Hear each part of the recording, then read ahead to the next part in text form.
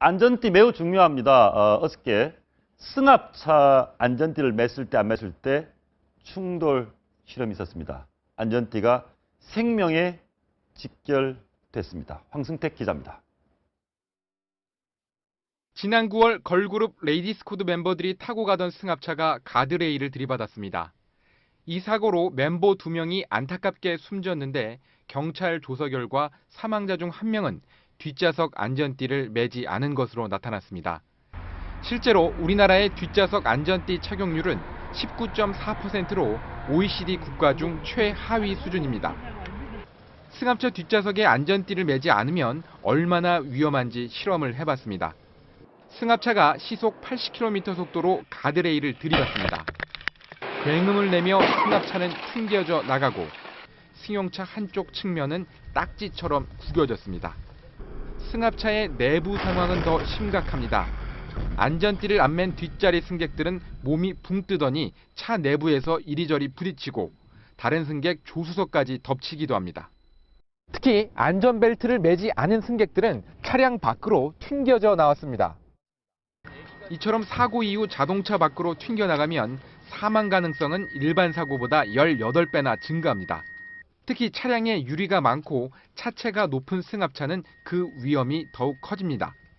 차량이 전복될 가능성이 승용차보다는 승합차가 많다고 볼 수 있고요. 차체 밖으로 유리창이나 이런 걸 통해서 이탈하는 경우 2차 상해의 사망률이 높아진다는 것이죠.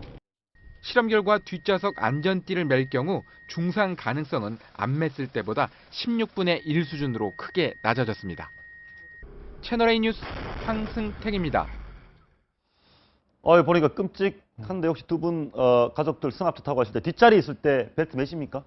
저는 뭐 승합차를 잘 안 타기 때문에 뭐 승합차는 할 때는 안 하는데 승용차 탈 때는 원래는 안 했어요. 뒷자리에 애들 태울 때는 뭐 작은 아이만 뭐 큰 아이는 매란 얘기 안 했는데 얼마 전부터는 그냥 일반 도로 갈 때도 꼭 매게 하죠. 근데 저도 그렇고 대체로 승합차 뒷자리에서는 안전띠 안 매지 않습니까? 거의 안 매죠. 승합차는 특히 그런 것 같습니다. 예, 알겠습니다. 하나 더 물어보겠습니다. 이를테면 안전띠를 안 매면 예. 보험금 받을 때 혹시 불이익이 없습니까? 아니 안전띠를 맸어야 되는데 안 매는 바람에 피해가 더 커졌으니 우리는 그만큼 못 물어주겠다.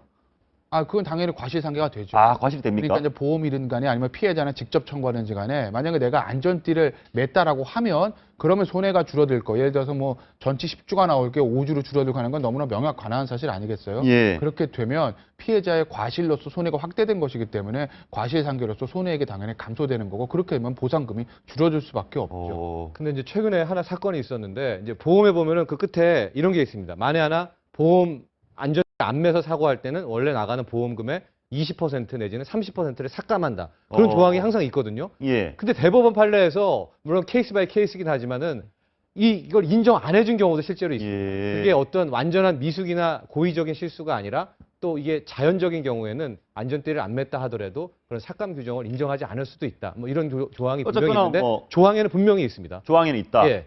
어쨌든 안전띠를 매야 보험회사로부터 보상도 제대로 받고 생명도 지키고. 알겠습니다. 안전띠 꼭 매야 될 것 같고요.